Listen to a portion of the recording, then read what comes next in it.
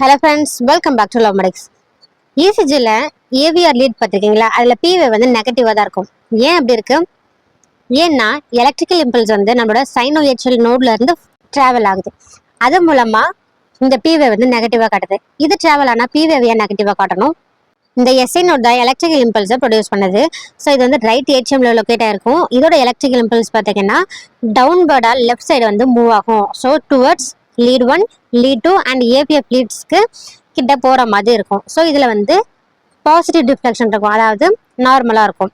So இதுக்கு அகைன்ஸ்டாக, அதாவது lead AV யாரை பார்த்தீங்கன்னா நம்மளோட ஹார்ட்டை வந்து எங்கேருந்து பார்க்கணும்னா ரைட் அப்பர் சைடு, அதாவது ஹார்ட்டுக்கு மேலே இருந்து நம்மளோட ஹார்ட்டை பார்க்குது அப்படின்ற மாதிரி ரைட் ஆர்ம் சைடு இருந்து பார்க்குற மாதிரி இருக்கும்.